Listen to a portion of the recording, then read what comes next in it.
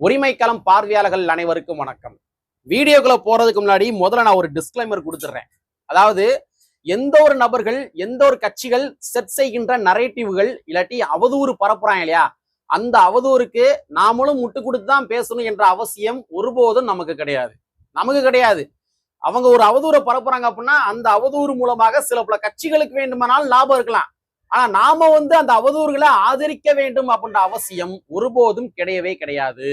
So அந்த மாதிரிதான் சமூக வலைத்தளங்கள்ல ஒரு மிகப்பெரிய அவதூறை கட்டவிழ்த்து விட்டுருக்கிறாங்க. இது ஆரோக்கியமான அரசியல் கிடையாது. மேலும் இந்த அவதூறு நம்ம ஆதரிச்சோம் வச்சுங்களேன், நாளைக்கு நாம விரும்புகின்ற கட்சி மேலையும் இதே அவதூறுகளை இவங்க கட்டமைப்பதற்கான வாய்ப்புகள் இருக்குது. அதனால தவறுனா தவறு, சரி என்றால் சரி. சோ அந்த ஒரு கண்ணோட்டத்துலதான் இன்னைக்கான காணொலியை நம்ம பார்க்க போறோம். அது மட்டும் கிடையாது, இன்னைக்கு இவங்க பரப்புகின்ற அவதூறு இருக்கு இல்லையா, இதே அவதூறு தான் ஒரு 1.5 வருஷத்துக்கு முன்னாடி விடுதலை சிறுத்தைகள் கட்சியுடைய நிறுவனர் அண்ணன் திருமாவளவன் அவர்கள் மேலேயும் கூட ஒரு அவதூறை பரப்பி விட்டாங்க. ஒரு மிகப்பெரிய டிபேட்டுகள் உருவாக வேண்டிய ஒரு விடயத்தை மடைமாற்றம் செய்து டிபேட்டுகளை உருவாக்குனாங்க. சோ அந்த மேட்ரு என்ன அப்படின்றத இந்த காணொலியில கொஞ்சம் டீட்டெயிலா பார்த்துடலாம். நண்பர் அனைவருக்கும் இளம் பெருவழுதியின் இனிய வணக்கம்.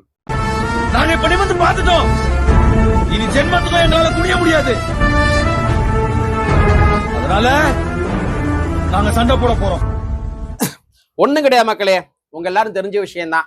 தமிழக வெற்றி கழகத்தினுடைய விஜய் அவர்கள் ஒரு மாநாடை கடந்த 21ஆம் தேதி நடத்தினாரு.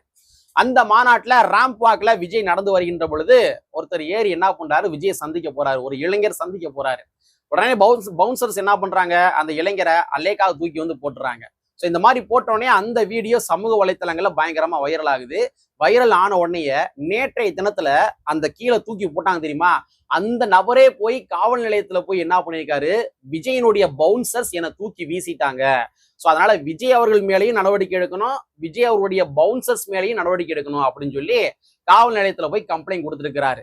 ஸோ இந்த செய்தி தான் சமூக வலைத்தளங்கள்ல பயங்கரமா வைரலா போய்க்கு. ஸோ இந்த செய்தியை இவங்க வைரல் பண்ணுவதற்கு பின்னணியில ஒரு சில அரசியல் எல்லாம் இருக்குது. அந்த அரசியல் என்னன்றது கூட நான் கடைசியில் சொல்றேன். முதல்ல அந்த கம்ப்ளைண்ட் கொடுத்தாரு தெரியுமா, அந்த நபர் தான் விஜய் அவருடைய பவுன்சர்ஸ் மூலமாக தூக்கி வீசப்பட்ட நபரா அப்படின்றத இப்போ ஒரு வீடியோ பிளே பண்றேன். இந்த வீடியோ நீங்களே பாருங்க.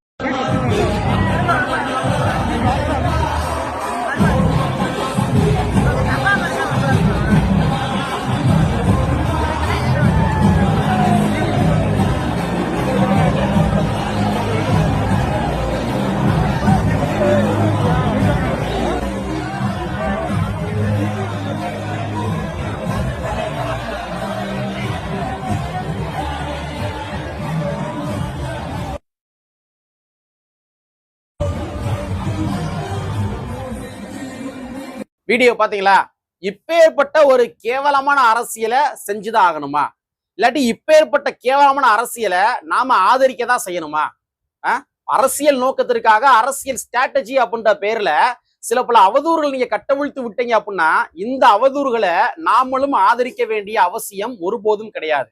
இந்த மாதிரி அவதூறை ஒரு சில கட்சிகள் பரப்புறாங்க அப்படின்னா அந்த கட்சிகளுக்கு வேண்டுமானாலும் லாபமா இருக்கலாம். ஆனா நம்மள மாதிரி ஜனநாயகவாதிகள் ஒருபோதும் இது போன்ற அவதூறுகளை ஆதரிக்க கூடாது.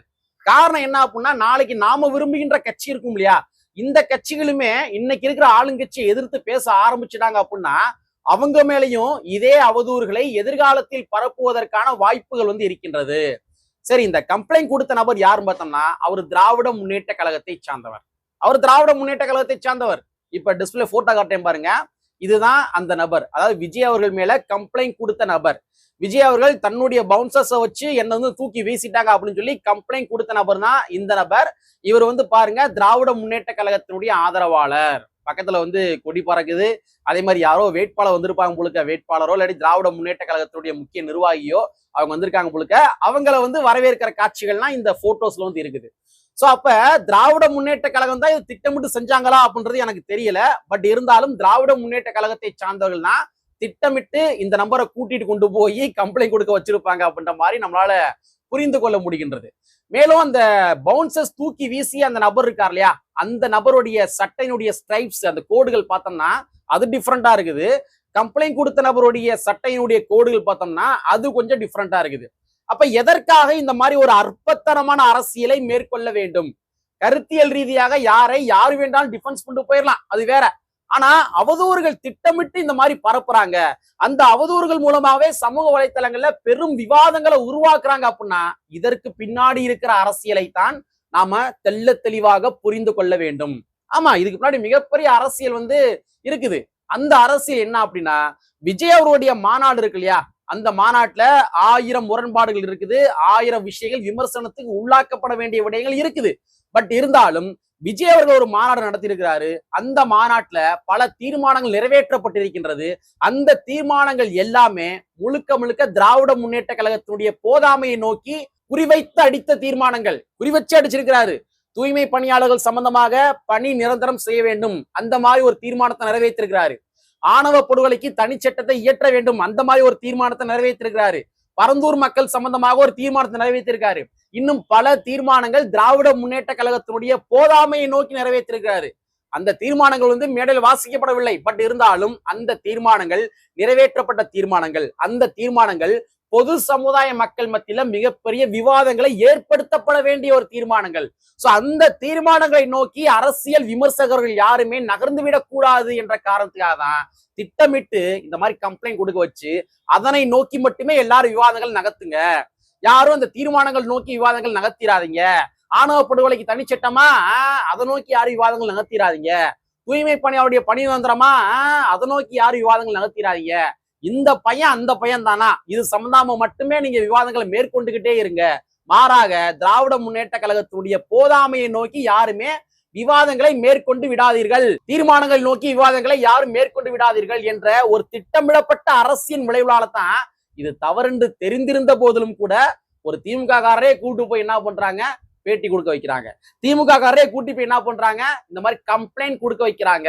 சோ பொது டிபேட்டுகள் உருவாகிவிடக் கூடாது என்ற காரணத்துக்காக தான் இந்த மாதிரி திட்டமிட்டு ஒரு விவாத அரசியலை டைவர்ஷன் டிபேட்டுகளை இந்த சமூக வலைத்தளங்கள்ல ஏற்படுத்தி கொண்டிருக்கின்றார்கள். இது உள்ளபடியே அப்பட்டமான கேவலமான அவதூறு மிக்க ஒரு அரசியல்.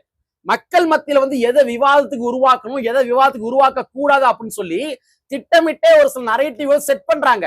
இதை தெளிவா புரிந்து கொள்ள வேண்டும். திட்டமிட்டே நரேட்டிவ்களை செட் பண்றாங்க. சோ இதே நரேட்டிவ்கள் தான் விடுதலை சிறுத்தைகள் கட்சியுடைய நிறுவனர் அண்ணன் திருமாவளவன் அவருடைய மாநாட்டிலும் கூட நடந்தது. அண்ணன் திருமாவர்கள் ஒரு 1 வருடம் நினைக்கிறேன், 1 வருடத்திற்கு முன்பாக ஒரு மாநாடு போட்டாரு, மது ஒழிப்பு மாநாடு போட்டாரு. அந்த மாநாட்டினுடைய நோக்கம் என்னவென்றால் மதுக்கடைகளை மூட வேண்டும் அப்படின்றதான் மாநாட்டின் நோக்கம். அந்த மாநாட்டுல பல்வேறு வகையான தீர்மானங்கள் நிறைவேற்றினாரு. சோ மக்கள் மத்தியில இந்த மாநாடு மிகப்பெரிய பேசுபொருளா மாறுச்சு. சாதாரண சாமானிய மனிதர்கள் கூட என்ன பண்ணாங்கன்னா, பரவாயில்லப்பா, திருமாவளவன் இவ்வளவு பெரிய மக்களை திரட்டி வச்சு மதுக்கடைகளுக்கு எதிராக பிரச்சாரம் செய்து கொண்டிருக்கின்றார் அப்படின்ற மாதிரி மிகப்பெரிய பேசுபொருள் மாறுச்சு. அப்ப இந்த மாதிரி விவாதங்கள் மக்கள் மத்தியில் போய்விடக் கூடாது, திராவிட முன்னேற்ற கழகத்தினுடைய அரசாங்கத்திற்கு இழுக்கு ஏற்பட்டு விடக் கூடாது, அதே மாதிரி மதுக்கடைகளை மூட முடியுமா மூட முடியாதா அப்படின்ற மாதிரி டிபேட்டுகள் நடந்துவிடக் கூடாது, அதே மாதிரி மதுக்கடைகளை மது ஆலைகளை யார் யார் நடத்துகின்றார்கள், எந்தெந்த அமைச்சர்கள் நடத்துகின்றார்கள், எந்தெந்த எம்எல்ஏக்கள் நடத்துகின்றார்கள், இந்த மாதிரி பொது விவாதங்கள் மக்கள் மத்தியில் எழும்பிவிடக் கூடாது என்ற காரணத்துக்காக என்ன பண்ணாங்கன்னா, மாநாட்டினுடைய நோக்கங்கள் அனைத்தையும் சிதைத்து விட்டு அவங்க என்ன பண்ணாங்கன்னா திட்டமிட்டு ஒரு டைவர்ஷன் டிபேட் நடத்தினாங்க. ராஜாஜிக்கு திருமா ஏன் கட்டோடு வச்சாரு, இதுதான் இந்த ஒரு விதைய போட்டு அப்படியே விதைச்சு விட்டுட்டு அரசியல் ஆய்வாளர்கள் அப்படின்ற பேர்ல மூத்த பத்திரிகையாளர்கள் மூத்திர பத்திரிகையாளர் என்ற போர்வையில் இருக்கிறவங்க எல்லாரும் உக்காந்துக்கிட்டு ராஜாஜிக்கு திருமாவளவன் கட்டோட்டு வச்சு சரியா தவறா அப்படின்ற மாதிரி அதனை நோக்கி விவாதங்கள் பண்ணாங்க. இன்னைக்கு எப்படி மாநாட்டுல விஜயுடைய மாநாட்டுல இயற்றப்பட்ட தீர்மானங்கள் நோக்கி விவாதங்கள் நகற்றாம அந்த பையன் தான் இந்த பயலா அப்படின்ற மாதிரி விவாதங்களை மேற்கொண்டாங்க தெரியுமா? சோ இதே மாதிரிதான் அண்ணன் திருமாவளவனுடைய மாநாட்டிலும் கூட மதுக்கடைகளை மூட முடியுமா மூட முடியாதா அந்த மாதிரி டிபேட்கள் நடத்தாம எந்தெந்த அமைச்சர்கள் சாராய ஆலையை நடத்தி கொண்டிருக்கிறார்கள். சோ இது மாதிரி டிபேட்கள் நடத்தாம திருமாவளவன் ராஜாஜிக்கு ஏப்ப கட்டோட்டு வச்சாரு, ஏன் அவர் இந்த மாதிரி வைக்கிறாரு, இந்த மாதிரி டிபேட் நடத்துறது. அப்ப என்னன்னா இந்த மாதிரி கருத்து உருவாக்கங்களை மேற்கொள்கின்ற பொழுது யாருமே மதுக்கடைகளுக்கு எதிரான பிரச்சாரங்கள் மேற்கொள்ள மாட்டாங்க, மதுக்கடைகளுக்கு எதிரான பேச்சுக்களை பேச மாட்டாங்க, மாநாட்டை மையப்படுத்தி பேச மாட்டாங்க. கட்டோடு வச்சது சரியா தவறா இதை நோக்கி மட்டும்தான் எல்லாருமே விவாதங்களை மேற்கொள்வார்கள். சோ இதே திட்டமிடப்பட்ட அரசியல் தான் அண்ணன் திருமாவர்களுக்குமே கட்டவிழ்த்து விடப்பட்டது. இன்னைக்கு எப்படி தமிழக வெற்றி கழகத்துக்கு ஒரு அவதூறு அரசியலை மேற்கொள்றாங்களோ இதே அவதூறு அரசியல் தான் அண்ணன் திருமாவருடைய மது ஒழிப்பு மாநாட்டுக்குமே அவங்க மேற்கொண்டாங்க. அப்ப என்னன்னா டைவர்ஷன் டிபேட்ஸ் இதை திட்டமிட்டு உருவாக்குறாங்க, நரேட்டிவ்கள் இதை திட்டமிட்டு உருவாக்குறாங்க. செய்திகளை செய்திகளாக சொல்லாம இதுதான் செய்தி, இதை நோக்கி மட்டும்தான் விவாதங்களை மேற்கொள்ளணும். சோ இதுதான் இவனுடைய திட்டமிடப்பட்ட ஒரு அரசியல். சோ இந்த அரசியலை நாம் புரிந்து கொள்ள வேண்டிய தேவைகள் வந்து இருக்குது. நான் அதான் ஆரம்பத்திலே சொன்னேன், இந்த அவதூறு அரசியலை வந்து நீங்க வேணா ஆதரிச்சுக்கோங்க, ஆனா உள்ளபடியே ஜனநாயகவாதிகள் ஒருபோதும் ஆதரிக்க மாட்டாங்க. இந்த அவதூறு அரசியலை இன்னைக்கு நீங்க ஆதரிச்சீங்க அப்படின்னா நாளைக்கு நீங்க விரும்புகின்ற கட்சி இருக்கும் இல்லையா, நீங்க விரும்புகின்ற கட்சியுடைய தலைவர்கள் இருப்பாங்க தெரியுமா, அந்த தலைவர்கள் மீதும் கூட இதே அவதூறு அரசியல்கள் எதிர்காலத்தில் கட்டவிழ்த்து விடப்படும். அதாவது வந்து தவறுனா தவறு, சரினா சரி, இது சுட்டி காட்ட வேண்டியது ஒவ்வொரு அம்பேத்கரிஸ்டுடைய கடமை, ஒவ்வொரு பெரியாரிஸ்டுடைய கடமை. சரிங்களா? சில பெய்டு பெரியாரிஸ்ட் இருப்பாங்க, என்னதான் திமுக ஆட்சியில வந்து தவறுகள் நடந்தாலும் சரி சும்மா முட்டு கொடுத்து முட்டி தூக்குற ஒரு பெய்டு பெரியாரிஸ்ட் இருப்பாங்க. ஆனா நாம பெய்டு பெரியாரிஸ்டாக இருக்க வேண்டிய அவசியம் கிடையாது. சரிங்களா? சோ அதனால வந்து இந்த அவதூறு அரசியலை நாம் ஒருபோதும் ஆதரிக்க கூடாது. கருத்தியல் ரீதியாக விவாதங்களை மேற்கொள்ளுங்க.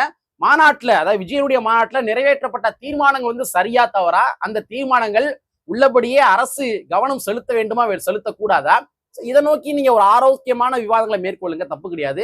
அதை விட்டுட்டு வந்து பவுன்சர்ஸ் தூக்கி போட்டாரு, அந்த பையன் தான் இந்த பையலா, இந்த மாதிரி ஒரு மாத்தி டிபேட் நடத்தினே தெரியுமா, அற்பமான அரசியல், அற்பமான அரசியல். இதை ஒருபோதும் செய்யக்கூடாது என்பதனை ஒரு கனிவோடு கேட்டுக்கொண்டு, கற்பி ஒன்று சேர் புரட்சி செய்கின்ற புரட்சி அம்பேத்கருடைய வரியை கூறிக்கொண்டு நிறைவு செய்கின்றேன். நன்றி, வணக்கம்.